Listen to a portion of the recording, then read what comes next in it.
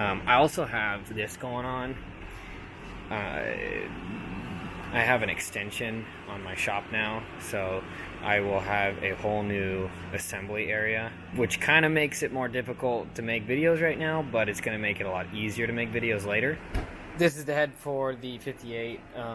I got the new Kibble White guides in. I honed them, so now it's ready to cut the seats. The seats are in pretty good shape. They're just a little bit pocketed, but not bad, so I'll be able to clean those up. I'm going to do a 3-angle face on them and then get it assembled. Cylinders are ready. It's a new set that I just honed and made sure they were straight pretty much up and down, because they don't always come perfect. And then got an OG set of pistons for it. So they're everything's kind of getting ready to be finally assembled. I don't know what I'm going to do with the rocker boxes yet. I blasted them, but I don't know if he wants to polish them or not, and so I might leave them unassembled for him, but I'm going to call him and find out as soon as I get this head done. There are a few rocker box like that. I don't even know if we'll be able to zoom in on that, but that hole needs to be repaired, and I think one other one. I think that one needs to be done too. So I might have to do that, and then other than that, it's a pretty good head. Cylinders are ready to go on. I think I talked about them being new in the last video, but they're a brand new set of standards. Brand new set of standard pistons. I checked them to make sure I had good clearances, check ring gaps, so now they're ready to go. I did throw new tappet blocks in. The old cam followers were still good, so I just put those back in, and now I'm ready to drop these on. I'm going to use this cheesy paper gasket. Normally I would use a kit from Dan at France and Grubb. He makes reusable aluminum core foam coated gaskets. They're super badass, but this guy already bought this gasket kit, and so I'm just gonna go ahead and use it because that's what he wants. I put 1211, the 3-bond, on paper gaskets, so you'll see some of that on there.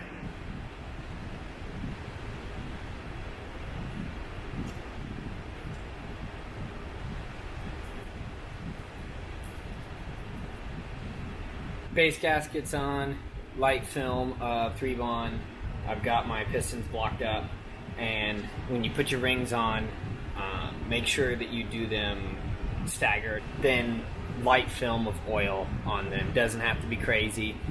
If it's not going to run for a while, you could probably go heavier, but you know, if you're going to start it up relatively soon, it doesn't take much. So now I'm going to put on my ring compressors, and then we will drop the cylinders on.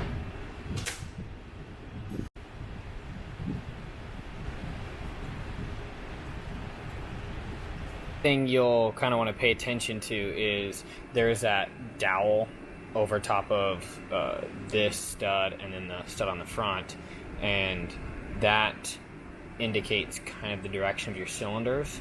So if you look, that hole there and that hole are different sizes. The ones on the left are larger to accommodate those dowels, so that dictates, you know, what direction the cylinder goes on. Especially with the pre-units that don't have that middle stud, that kind of makes it a little bit harder to just right off the bat recognize. So look for that before you go wailing on your cylinders to try and get them down, because it may be because the hole's not large enough.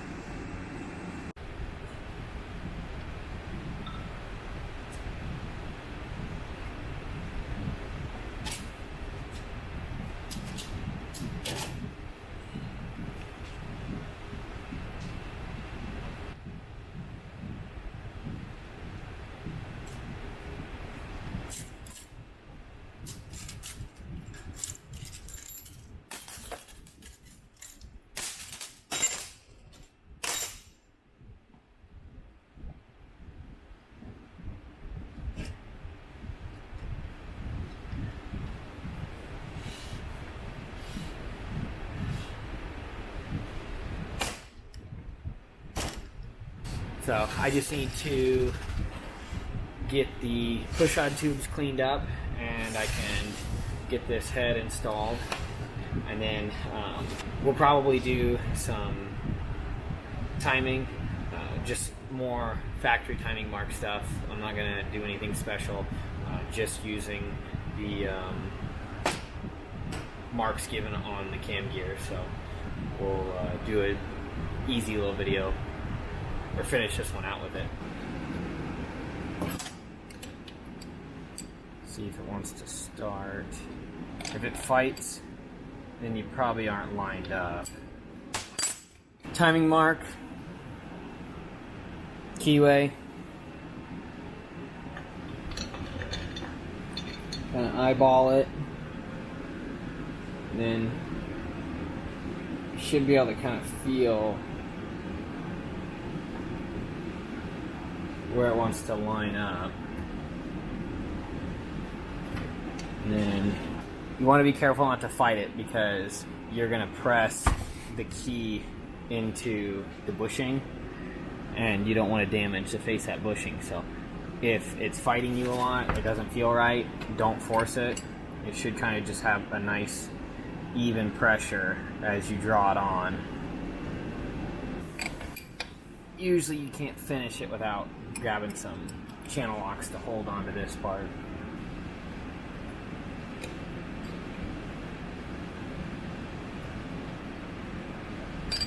Alright, we're on all the way, so now we're going to back it off.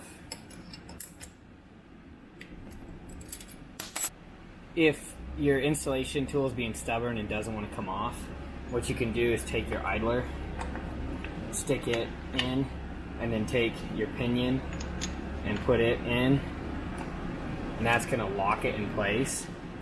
I know it's going the wrong way, but it should still help you hold it. And then you can kind of use that to hold your gear in place, and it'll back off.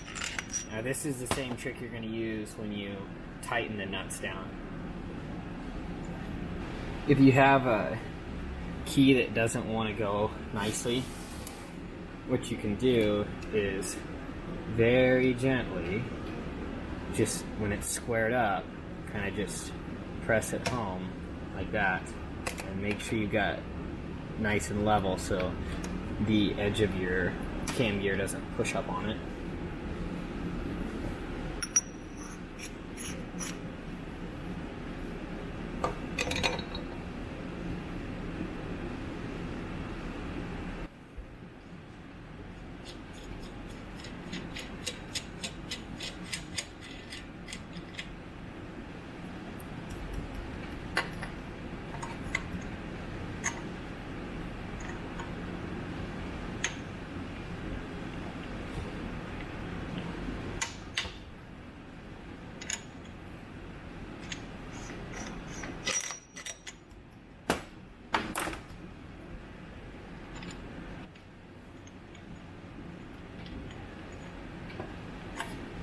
So now, that timing mark, and then we've got long dash there, and dots there. So now, that's timed properly, and then what you can do is take your pinion gear and use that to hold these gears while you install the nuts.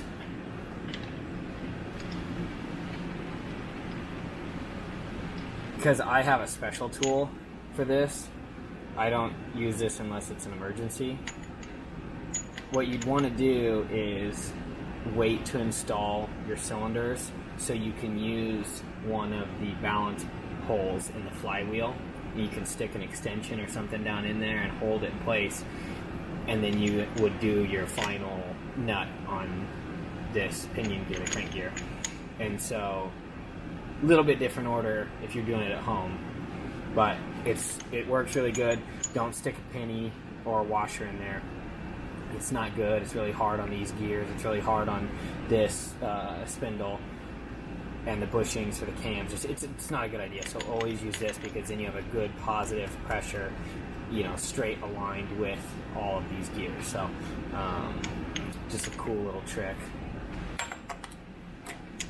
So no matter what direction, whether you're taking it on, whether you're putting it on or taking it off, you can do it without damaging anything. It holds it really nicely for you. So same thing over here. So then you can torque those properly. Like I said, I'm going to put this on. I'm going to install the key, the gear, and then the nut. And I actually have a special tool for that reason. You could always get another pinion gear, I guess, if you have more than one project laying around, or if you happen to stumble upon, just some parts. It's always a good idea to have an extra one of these. This is what I use. It's the exact same. And it does that job for the final gear. So you could just get one of these, does the same thing. It's really, really handy. Do it the right way.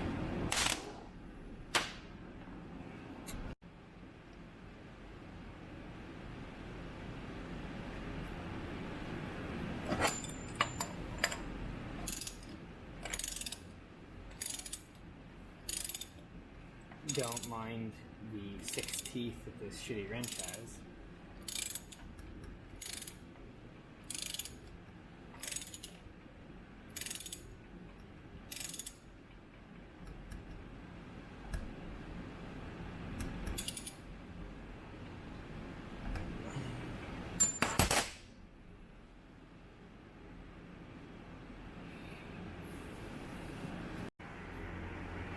Alright, so now I just need to get my Morgo pump installed.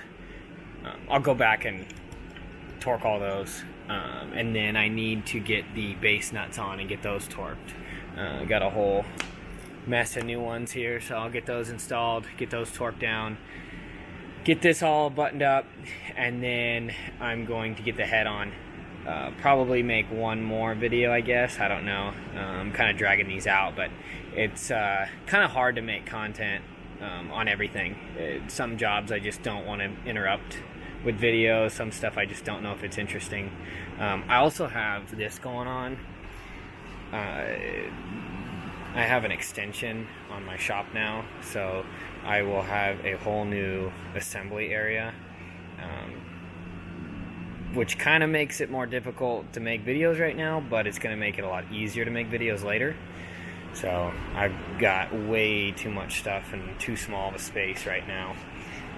So it looks shabby and makes it difficult to make quality content. So I'm going to keep making videos on what I deem interesting. If there's anything you guys want to see, I will do that. Just let me know. So, probably one more in this engine.